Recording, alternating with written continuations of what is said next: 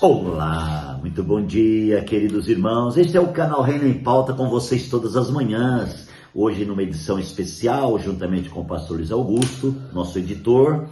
E nós glorificamos a Deus pela oportunidade, queridos. E o tema gostoso, glorioso dessa série é o restabelecimento da mesa. E nós tomamos por base a experiência tremenda dos dois discípulos a caminho de Emaús. Amados, e a analogia, e o que o Espírito revelou aqui é muito forte, né? Estamos, amados, no versículo 25 agora, do capítulo 24 de Lucas, que diz assim: Ele lhe disse, quem ele disse? Jesus. Como vocês custam entender e como demoram a crer em tudo que os profetas falaram. Não deveria o Cristo sofrer estas coisas para entrar na sua glória?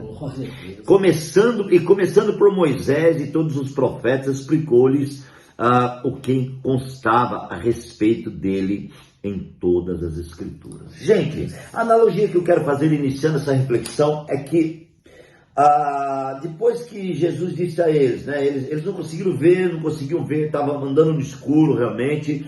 Aí Jesus disse: como vocês custam entender e como demoram crer. Olha só, entender e crer. Não adianta entender, é preciso entender e crer. Certo? Muitas vezes nós achamos que entendemos, nós achamos que conhecemos, nós achamos que temos experiência, nós achamos que somos crentes há 10, há 20 anos, já aprendemos tudo. Muitas vezes nós achamos que já estamos prontos. Gente, sabe quando que a gente prova que a gente não está pronto? É quando passamos pela prova. Você está entendendo isso? Então, quando você passa pela prova, você vê que você não está aprovado ainda. Porque no meio da prova, sua mente começa a trabalhar e você começa a discutir com o óbvio. Você começa então a dizer: Deus, por quê? Não entendo, não acho. E aí você começa então a sair do foco, né? Esses dois discípulos saíram do foco. Nós já falamos algumas vezes isso. Saíram de Jerusalém indo para Emaús, num momento difícil. Irmãos, por que eles deixaram os outros discípulos? Eram dois que estavam indo, não eram todos. Então, eles saíram da mesa, certo? Eles saíram da mesa.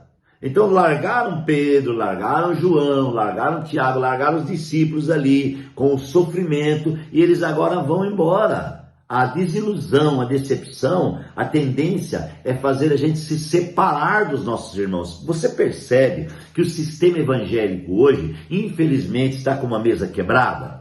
Infelizmente a mesa evangélica hoje ela está rachada. Porque cada um diz: essa é a minha visão, esse é o meu propósito, e não sei o que e tal, e já não tem mais comunhão. Uma vez tínhamos comunhão, e agora acabou a comunhão. Eu não entendo essa mesa, irmãos. Uma vez eu falava com você toda hora, outra vez acabou a comunhão. Uma vez você lembrava de mim toda hora, eu lembrava de você, agora acabou a comunhão. Só porque você mudou de cidade, de país ou de local de reunião. Gente, essa é a realidade de uma mesa trincada. Então a mesa é algo muito sério, gente. E essa palavra, ela vem tratar no meu interior. Quando a gente vai falar uma palavra, primeiro ela revela em nosso interior. Então, essa mesa precisa de restauração. Ela precisa ser restabelecida. Ali, eles estavam, amados irmãos, com a mesa trincada. Largaram Pedro e João, vamos para Emaús, porque a gente quer sair um pouco do foco, porque a gente está triste, não sei o quê, tá? E estão andando para o escuro. Mas Jesus disse: como vocês demoram a crer? Gente, como a gente demora a crer que a igreja é o corpo de Cristo? Como a gente demora a crer que a igreja, irmãos, é a menina dos olhos de Deus? Como a gente demora a crer que Jesus Cristo é o Senhor de fato, de verdade? Como a gente demora a crer, amados, que nós somos uma unidade e que não existe duas mesas, existe uma única mesa. A igreja é única, ela é universal, não existe duas igrejas, 2.000 igrejas, irmãos. As pessoas estão se dividindo entre as denominações. Então, a nomenclatura religiosa dividiu o povo, entendeu? Parece a divisão do reino lá, quando estabeleceram uma adoração no norte, sendo que a adoração era no sul, a adoração era Jerusalém. E agora eles estabelecem, né? Roboão estabelece uma adoração no norte. Meus amados irmãos, por que isso? Por que ter um outro local de adoração, sendo que já temos o local de adoração? adoração. Deixa eu explicar para você. O único local de adoração hoje é a mesa estabelecida. A mesa é Cristo, irmãos, em você. A mesa é a constituição da igreja de Cristo, que Paulo chama de corpo em Efésios. Então, não é a instituição de uma nomenclatura religiosa, mas é a igreja, o corpo de Cristo. Então, Jesus falou, por que vocês demoram tanto a entender isso?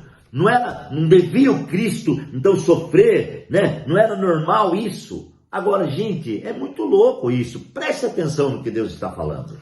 É interessante que quando eles acabam de expor o coração e falar o real motivo que estão saindo, é porque não creram. Viram ou não creram, né? Sim. Jesus já muda o assunto. Sim. Já chega tudo. Em outras palavras, ô incrédulo, campada de incrédulo. Você não sabia que os profetas falavam isso? Que o Cristo tinha que padecer? Não estava nas escrituras? Sim.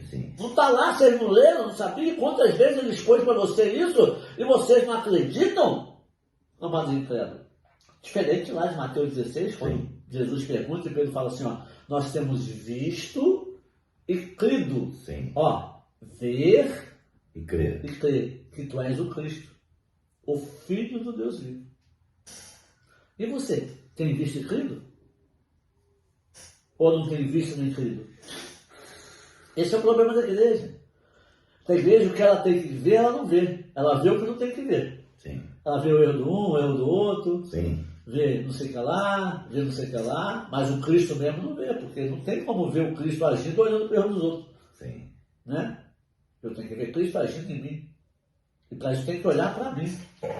Né? Isaías, né? Ai de ti, ai de ti, ai de ti. Chega no 6, quando ele vê a glória, quando ele vê Deus manifestado, ele fala, caraca, ai de mim.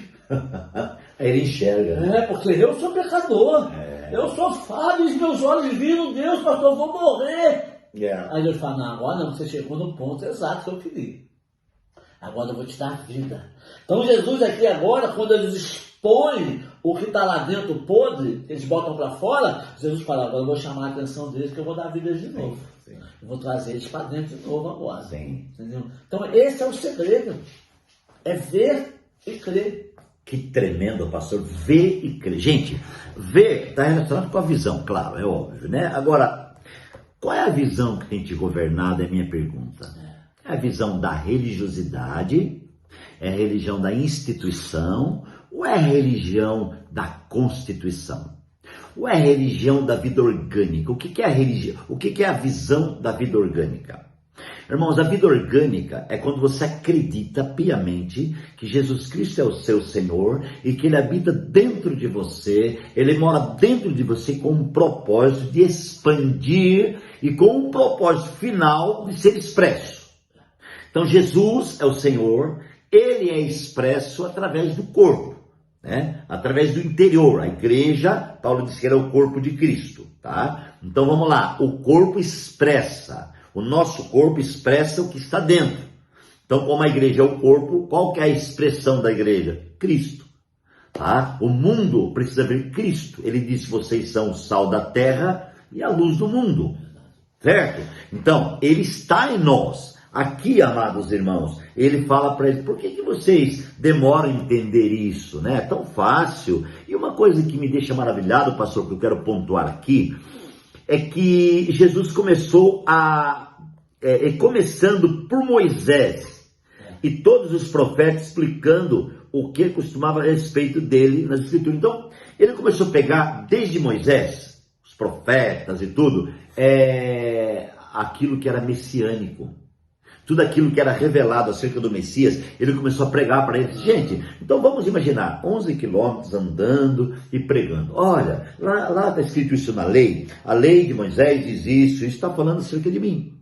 Olha, o profeta tal falou isso está falando acerca de mim. Você se lembra de Isaías, está escrito isso está falando de mim. Você se lembra de Ezequiel, você se lembra... Gente, Jesus começa a fazer uma pregação muito intensa e comprida. Porque fala que ele falou começando por Moisés, aí todos os profetas, explicou-lhe o que constava a respeito dele em todas as escrituras. Sabia que essa pregação de Jesus, pastor, eu queria muito ouvi-la. Você já imaginou como Jesus pregou?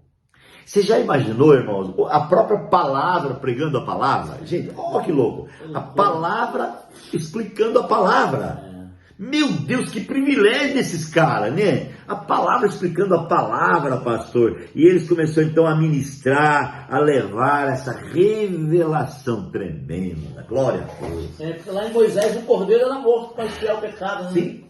O cordeiro representava, simbolizava, tipificava Cristo, porque o cordeiro foi morto desde a fundação, antes da fundação do mundo. Sim. E ele vem falando. Agora Isaías 53 é tremendo, né? Quem deu crédito à nossa pregação, né? Porque ele foi subido como renovo e tal, levou, foi o castigo Filho nos deu, capítulo ele e tal, o menino filho nos deu, capítulo E aí ele vem falando tudo isso. E isso vai acendendo o coração deles de novo. O que acende o coração? A palavra. Glória a Deus. Que até então, até aqui, até Jesus no 26, é só queixume. Sim. É só dor de cotovelo. É só mal compreensão. Não fui entendido, não fez como eu queria, não foi da forma que eu pensava, né? Ninguém me ouve, ninguém me respeita, me enganaram. Mas daqui do 26 para frente, Jesus começa a expor a palavra. É a palavra que trata, irmão. É por isso que tem muitas igrejas que estão doentes, porque não tem sido ministrado a palavra. Ministra qualquer outra coisa, que tem evangelho, sexto evangelho, mas a palavra não. Porque o que trata, o que cura, o que liberta, o que incendeia o coração outra vez, que faz o coração bum, bum, bum, bum, bum, bum, bum, é a palavra.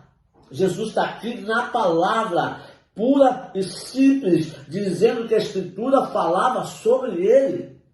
E você vai ver que isso foi porque lá na frente eles vão falar, não nos queimava o coração quando ele expunha para nós as Escrituras?